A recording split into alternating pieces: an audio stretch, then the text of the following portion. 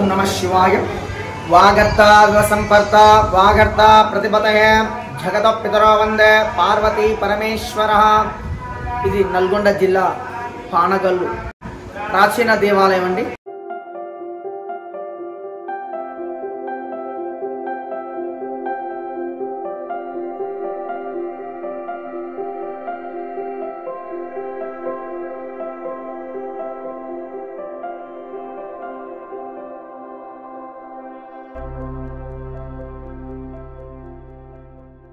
పానగల్లో 3 దేవాలయాలు ఉంటాయండి। వెంకటేశ్వర స్వామి, పచ్చల సోమేశ్వర స్వామి, ఛాయా సోమేశ్వర స్వామి దేవస్థానం। ఇది ప్రాచీన దేవాలయం నాటి దేవాలయం। ఇది దాదాపు 1000 సంవత్సరాల నాటి దేవాలయము। 11వ శతాబ్దం నాటిది। కాకతీయుల సామంతులు, కుందూరు చోళులు ఈ గుడి నిర్మాణం చేయడం కూడా జరిగినది।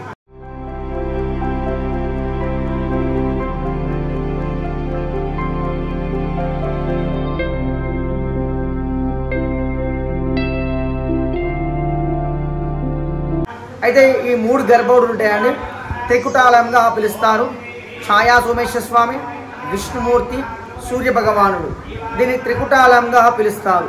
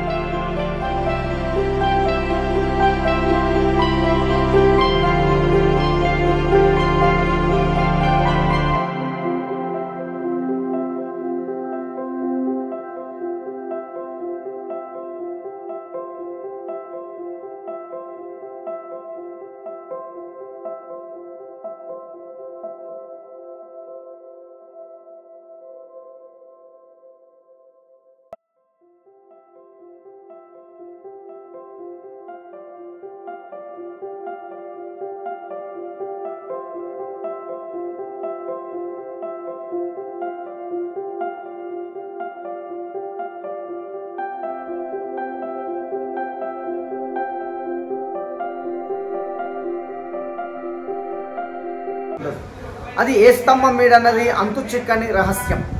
మీరు ఒక స్తంభం అనుకున్నప్పుడు మీ నీడ అక్కడ పడాలి। మీరు ఏ స్తంభం మీద చేయబెట్టినా సరే ఆ గర్భగుడిలో మాత్రం మీ చేయి అనేది కూడా పడదు।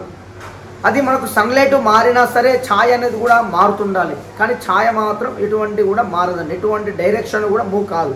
స్వామివారి వెనుక భాగాలు మాత్రం ఒక స్తంభ భాగంలో నీడ కనబడడం కూడా జరుగుతుంది। అది ఎలా వస్తుందని ఏమిటన్నది కూడా అంతు చిక్కని రహస్యం। విదేశాల నుంచి శాస్త్రవేత్తలు వచ్చినా కూడా ఆ ఛాయ మాత్రం వాళ్ళకు కూడా చిక్కని రహస్యం। ఎందుకంటే ఎదురుగా సూర్య భగవానుడు, సూర్య భగవాను ధర్మపత్ని ఛాయాదేవి, శనీశ్వర తల్లి। అది అమ్మవారు విగ్రహ రూపాలు కాకుండా ఛాయా రూపంలో కొలువైంది అమ్మవారు స్వరూపం। బోలాశంకరుడు ఛాయాదేవికి వరమిచ్చారు, నా పైన నిలిచేటట్టు వరమిస్తాను। ఆ అమ్మవారు శివుడి పైన నిలిచేటట్టు కూడా చోళల గాలి ఒక యంత్రబలంతో అమ్మవారు ప్రత్యక్షమైపోయింది నీడ రూపంలో। ఇది ఛాయా సోమేశ్వర స్వామి। ప్రతిరోజు కూడా ఛాయ మాత్రం కనబడడం కూడా జరుగుతుంటుంది। 365 రోజులు నీడ కనబడడం కూడా జరుగుతుంది। చీకట్లో మాత్రం కనబడదు। చీకట్లు ఎప్పుడు కనబడుతుంటే మళ్ళీ పౌర్ణమి రోజు, నిండు పౌర్ణమి రోజు ఛాయ మాత్రం కనబడడం కూడా జరుగుతుంటుంది। స్వయంభు స్వామి వారి ఇక్కడ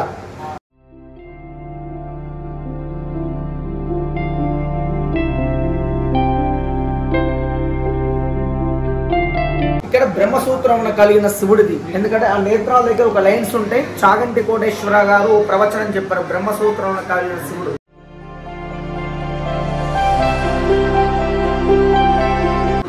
అంటే శివలింగాలు ఎక్కడైనా ఉంటాయి కానీ ఆ గీతలు అనేది రేర్గా ఉంటాయి। అలా ఉన్న శివలింగం చాలా పవర్ఫుల్ అండి। ఎందుకంటే ఇది జ్వలలింగం, ఊర్ధ్వాయనమ, ఊర్ధ్వలింగాయనమ, జ్వలాయనమ, జ్వలలింగాయనమ। బయటలో ఉన్న కోనేటి నుంచి అంతటి ప్రభావం గర్భాలయం కూడా నీళ్లు రావడం కూడా జరుగుతుంటుంది। ప్రతిరోజు కూడా ఉదయం 5 గంటల నుంచి 6 గంటల మధ్యలో సర్పము శ్వేతనాగు రావడం కూడా జరుగుతుంది। ఎందుకంటే ఔరంగజేబ్ కాలంలో విగ్రహాలన్నీ కూడా ధ్వంసమైనవి, కానీ ఇక్కడ మాత్రం ధ్వంసం కాలేదు. ఎందుకంటే ఇక్కడ ప్రతిరోజు సుబ్రహ్మణ్య స్వామి సర్పం రావడం కూడా జరుగుతుంటుంది. అంటే రజాకా టైంలో విగ్రహాలన్నీ కూడా ధ్వంసమైనవి.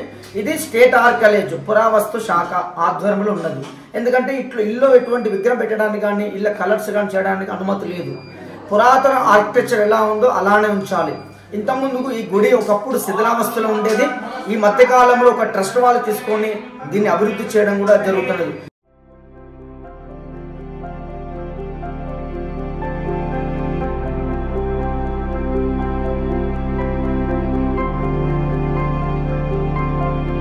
తెలంగాణ ప్రభుత్వము ఈ దేవాలయాన్ని అభివృద్ధి చేసినట్టయితే ఇది ప్రపంచవ్యాప్తంగా వెళ్ళిపోతుంది.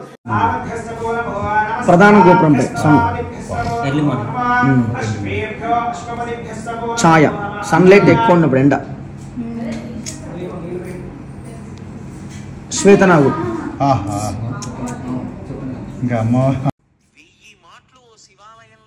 ఎక్కువ ఉన్నప్పుడు ఎండ. ఎట్లా లైట్ ఉంటే అట్లా బ్రైట్ అవుతుంది. ఇది 2000 సంవత్సరం మొత్తం. ఒకప్పుడు మొత్తం శిథిలావస్థలు ఉండే. ఈ మధ్యకాలం డెవలప్మెంట్ 2016లో మార్నింగ్ ప్రతిరోజు 3:30 నుంచి 4 మధ్యలో ఈ 3 గోపురాలు కోనేట పడుతుంది. ఇది రీసెంట్గా తీసి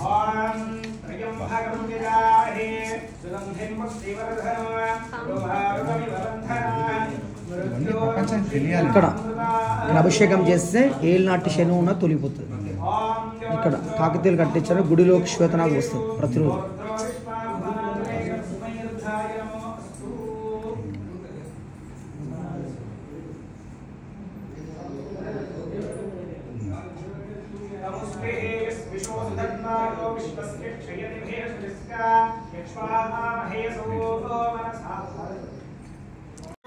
ఇప్పటికీ ఇది టూరిజం వాళ్ళు తీసుకొని టేకప్ చేస్తే మాత్రం మళ్ళీ అందులో ఒకటి ఇది యునెస్కో గుర్తింపు వస్తే మాత్రం చాలా అద్భుత దేవాలయం ఉంటుంది. ఎందుకంటే తెలంగాణలో అద్భుత గుడి అంటే ఒక ఛాయా సోమేశ్వర స్వామి. ఎందుకంటే ఒక దృష్టి ఉంది ఇక్కడ. ఈ గవర్నమెంట్ వాళ్ళు అన్నింటిలో విగ్రహ ప్రతిష్టాపన చేసినట్టయితే ఈ దేవాలయం కూడా రెండో శ్రీశైలం కూడా అవే అవకాశం ఉన్నది. ఓం నమః శివాయ.